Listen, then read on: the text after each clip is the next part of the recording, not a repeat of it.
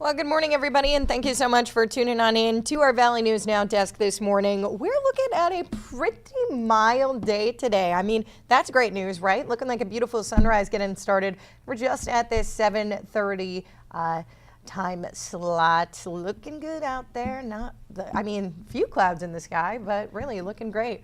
One more time, thank you so much for joining us here on our Valley News Now desk. My name is Alex Larson. So we're going to kick things off talking about weather, what is going on outside. You can see down on, there we go. On this portion of your screen, we are sitting at 38 degrees right now in Fargo. And what day is it? It is January 13th, and we are at almost 40 degrees. That's insane. So I'm going to get my screen ready to share with you here, and we're going to break down how long this is going to last.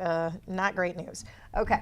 I'm over on the Valley News Live website right now. We're sitting at, again, 38 degrees, fair windy conditions right now. Going to be a little windy, and you could see that as we were taking looks this morning at the Dakota Magic Casino Skycam over near the South Dakota border. You can see that happening there. So a few wintry mixed showers, strong northwesterly winds, highs in the 30s.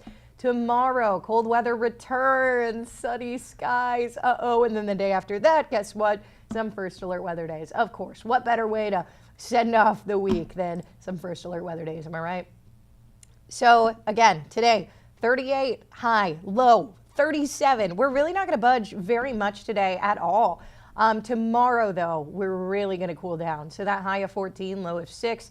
I mean, partly cloudy. It doesn't look too bad sun-wise, but cold temperatures are back.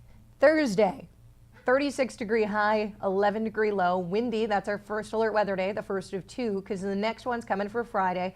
18 and 21 is what we're looking at, as well as windy and those snow showers I was just talking about. And as we continue on through the weekend, our negative degrees, those are back. That's going to start Saturday as our low. Sunday, we'll have a low of -3. And as we take on the work week next week, a low of 0 on Monday with a high of 12. And it's really not going to get much better. You can see by next Friday, we're sitting at a high of 2.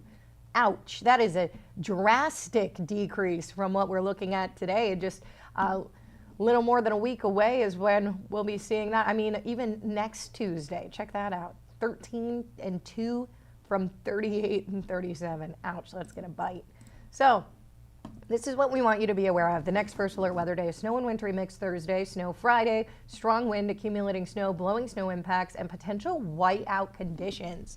And remember, as we continue to take on these first alert weather days that are coming up, as well as this winter season, you can stay in the know, in the loop over on our VNL weather app, where you can get those forecasts right at your fingertips. You're able to know when and where these snow events are happening and where they're going to be most impactful. Our first alert storm team works very hard to keep you updated in the know throughout the day, so you will have all that information right in the palm of your hand. It's free in the App Store, easy to use.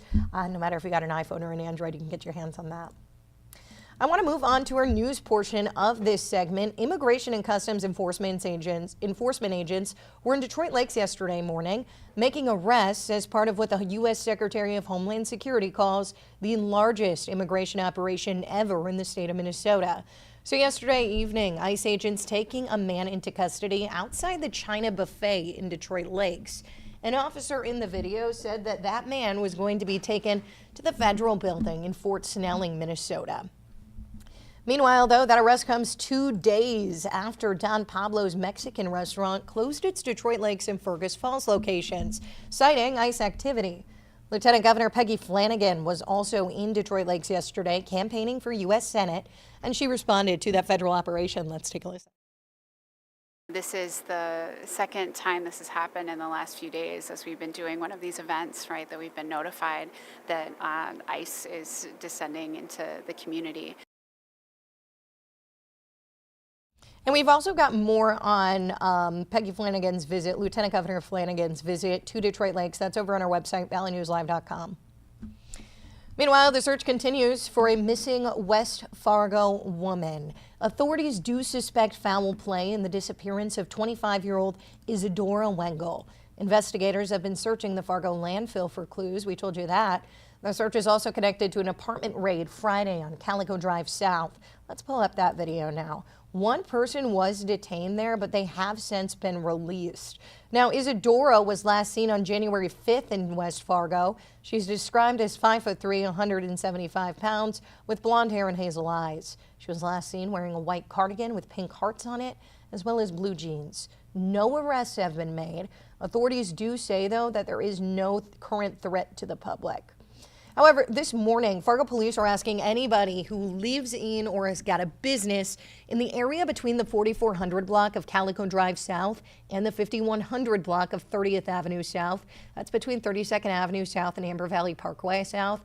Check your security cameras. See if you got any video footage that may show Isadora on Saturday, January 3rd. Again, Saturday, January 3rd is a time frame we're looking for between 7 o'clock at night and midnight. That area is up on your screen right now if you want to take a screenshot of that quickly here. And we'll be continuing to cover this for you throughout the week. We did have a press conference from Fargo PD yesterday to talk about the joint effort this has been to aid in the search to find Isadora. And again, we'll continue to cover that for you over on valleynewslive.com, your VNN News app, online, on air. And despite rumors circulating on social media, Vice President Vance was not in Harwood, North Dakota yesterday. We had some false reports claiming Vance was touring a new AI facility near Harwood. North Dakota Highway Patrol did confirm Vance was never set to visit that area. But protesters were seen yesterday outside the building. They had signs and flags protesting the Trump-Vance administration. We want to make known that we do not approve of the administration's policies at the current time. Everything from Venezuela to the actions of ICE. Okay, we did learn, though, that the Secretary of Labor was, in fact, the one who toured that site. We got more details for you over on our website, valleynewslive.com. And an arrest could soon be coming in a Fargo homicide case that's now more than 5 months old. Police Chief Dave Zabolski says investigators are closing in on a suspect in the shooting death of 19-year-old Azim Holmes. So Holmes was shot and killed in downtown Fargo on August 3rd. This is a video from that scene that night. Chief says the case has been complex with many moving parts happening in a very short period of time. Court documents show security video capturing Holmes hitting another man with a glass bottle outside a bar that night. That man was identified as Tyreek Jones. He was questioned but has since been cleared in this case. I think the next step is either making an arrest or an arrest warrant or something of that magnitude. I think we are honing in and we are focusing on identifying that shooter and bringing him to justice. The chief says the next step is either making that arrest or simply getting an arrest warrant served. The sit-down interview with the chief, though, was the first of a new monthly interview series between Fargo Police Department and Valley News Live, and we'll continue to bring those for you. Again, that's a monthly news segment we've got going here. Switching gears here, the Fargo Dome Suites are getting a major upgrade. Big makeover coming. $100,000, in fact, has been approved to replace the existing chairs in the arena's private suites. According to the Fargo Dome's general manager, there are 245 seats associated with these suites. Current seating was originally installed back in 2001. Fargo City Commission given the green light for that improvement. Exciting business there happening over at the Fargo Dome.